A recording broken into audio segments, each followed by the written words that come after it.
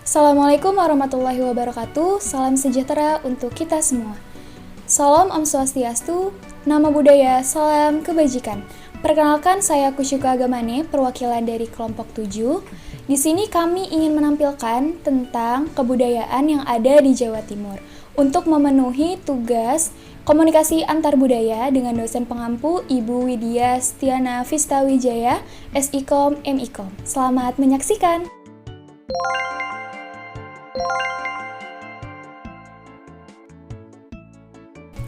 Halo semuanya, saya Nadine Dwi Fahira.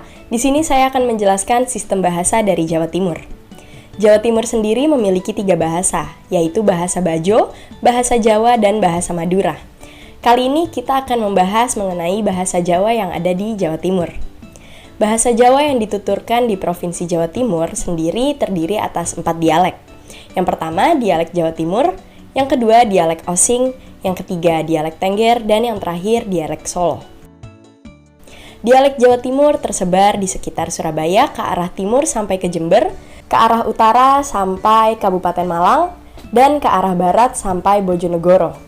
Lalu dialek Osing dituturkan di Kabupaten Banyuwangi, khususnya Kecamatan Banyuwangi, Srono, dan Kalipuro. Dialek Tengger dituturkan oleh masyarakat di Tengger, khususnya di Kecamatan Sukapura, Kabupaten Probolinggo. Dan yang terakhir, dialek Solo Jogja dituturkan oleh masyarakat di Madiun dan sekitarnya sampai ke arah barat atau ke Jawa Tengah. Halo semuanya, nama saya Kaila Salma Hasana. Saya ingin menjelaskan tentang sistem pengetahuan dari Jawa Timur. Salah satu bagian dari pekerjaan di sektor non-pertanian yang banyak menyerap tenaga kerja adalah industri kecil yang dilakukan dalam suatu rumah tangga atau yang lebih dikenal dengan industri rumah tangga. Sandy dan Weichland mengemukakan bahwa di daerah pedesaan Jawa industri kecil sangat besar perannya dalam penyerapan tenaga kerja. Penyempitan lapangan kerja di sektor pertanian tampaknya yang membuat penduduk pedesaan terpaksa mencari alternatif pekerjaan lain. Lebih-lebih dalam komunitas di mana kegiatan kerajinan ini sudah ada sejak dulu yang secara turun-temurun diwariskan ke anak cucu. Mereka sudah terampil sehingga tidak lagi membutuhkan suatu pendidikan baik formal maupun non-formal. Melalui kegiatan kerajinan ini, sebetulnya mereka telah memiliki sistem pengetahuan yang ditanamkan sejak kecil melalui proses sosialisasi dalam keluarga dan telah menjadi bagian dari hidupnya. Saya Kusyuka Agamane, di sini saya akan menjelaskan tentang organisasi yang ada di Jawa Timur. Jawa Timur merupakan provinsi yang paling luas dibandingkan dengan 6 provinsi lainnya yang ada di Pulau Jawa. Jawa Timur terdiri dari 29 kabupaten dan 9 kota. Mayoritas penduduk di Jawa Timur merupakan suku Jawa dan sama-sama berbahasa Jawa dan ada beberapa yang menggunakan bahasa Madura. Budayawan Universitas Jember atas nama Ayu Sutarto tahun 2004 mengatakan bahwa wilayah Jawa Timur ini terbagi ke dalam 10 kawasan kebudayaan. Kawasan kebudayaan besar ada 4, yakni Matraman, Are, Madura Pulau, dan Pandalungan. Sedangkan kebudayaan yang kecil terdiri atas Jawa Panorangan, Osing, Tengger, Madura Bawean, Madura Kangean, dan Samin atau sedulur Sikep. Kebudayaan ini yang kemudian membedakan karakteristik masyarakat di Jawa Timur berdasarkan wilayahnya. Mengapa wilayah Jawa Timur terbagi ke dalam kebudayaan tersebut? Konon katanya kebudayaan ini bukanlah untuk membeda-bedakan masyarakat Jawa Timur, melainkan untuk menunjukkan bahwa masyarakat Jawa Timur merupakan masyarakat yang unik akan budaya dan kearifan lokal. Yang keempat, ada sistem peralatan hidup dan teknologi. Dulunya, celurit banyak digunakan untuk keperluan pertanian dan juga di pencaksilat. Celurit menjadi salah satu senjata khusus suku Madura yang biasa digunakan sebagai senjata carok. Untuk teknologinya sendiri, TNI Angkatan Darat tidak ketinggalan mengikuti perkembangan teknologi. Bahkan teknologi Angkatan Darat juga mampu menciptakan inovasi teknologi militer. Salah satunya adalah corner shot. Angkatan Darat di Kota Batu mampu mengembangkan purwarupa yang bisa membelokkan arah laras hingga 60 derajat. Halo, perkenalkan nama saya Julia Kinantan. Di sini saya akan menjelaskan tentang sistem mata pencarian dan sistem religi. Untuk mata pencarian sendiri di Jawa Timur ini pada umumnya berada di bidang pertanian, perindustrian, pertambangan, dan energi. Nah, untuk di bidang industri sendiri, Jawa Timur ini memiliki sejumlah industri besar. Contohnya itu seperti galangan pembuatan kapal terbesar di Indonesia yang dimiliki oleh PT PAL yang berlokasi di Surabaya, industri perlengkapan tempur PT Pindad di Malang, industri besar kereta api terbesar di Asia Tenggara, PT Inka yang berletak di Madiun. Nah, untuk bidang pertambangan dan energi di Jawa Timur juga ada salah satu penghasilan minyak bumi terbesar di Indonesia, yaitu Blok Cepu yang berada di Bojonegoro. Selain itu, di Jawa Timur juga direncanakan akan adanya pembangunan pabrik pelepuran dan pemurnian tambang. Smelter ini akan menjadi yang terbesar di dunia. Sistem religi, mayoritas penduduk Jawa Timur umumnya menganut agama Islam. Sebagian kecil lainnya menganut agama Kristen, Katolik, Hindu, dan Buddha. Sebagian penduduk, terutama suku Jawa, juga memegang teguh budaya kejawen. Suku Madura umumnya beragama Islam dan terletak sangat taat dalam menjalankan agama Islam.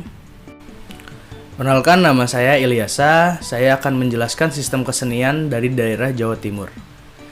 Secara keseluruhan, Jawa Timur memiliki kesenian yang beragam, seperti tari topeng Bapang, tari ganongan, ludruk, reok, tari gandrung, dan lain sebagainya.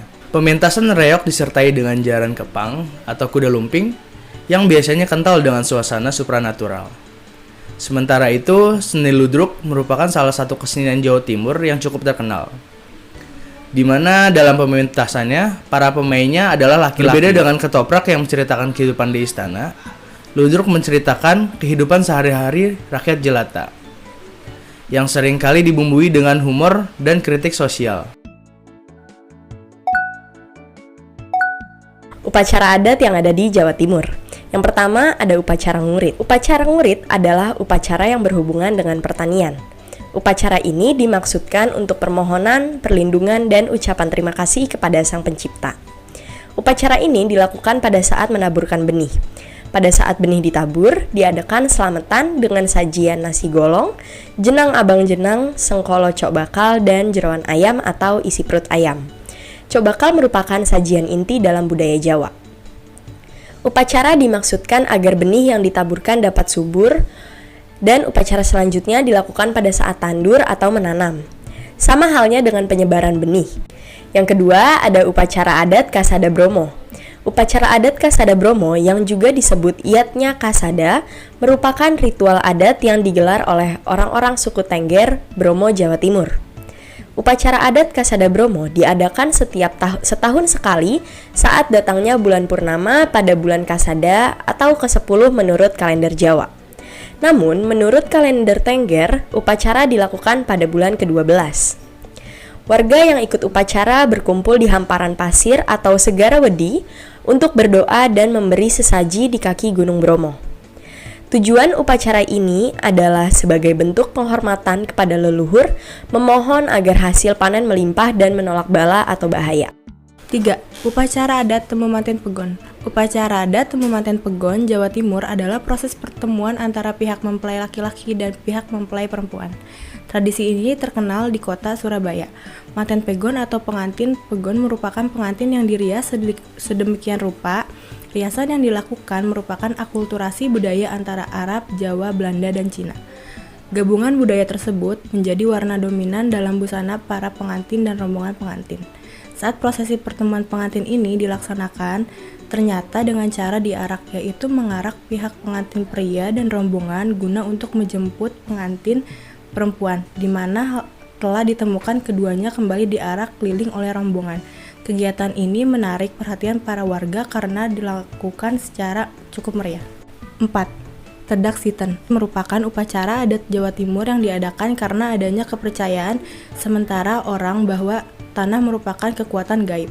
Selain itu adanya kepercayaan bahwa tanah juga dijaga oleh Betara Kala. Karena si anak perlu dikenalkan kepada Betara Kala, si penjaga tanah, melalui upacara yang disebut sebagai Tedak Siten, supaya Betara Kala tidak marah. Keyakinan masyarakat sekitar, jika Betara Kala marah, maka akan menimbulkan suatu bencana bagi si anak tersebut. Terima kasih kepada teman-teman yang sudah menyaksikan video kelompok kami. Kurang lebihnya mohon maaf dan semoga video ini bisa bermanfaat serta mengedukasi kita semua. Terima kasih, jangan lupa di komen, like, dan share.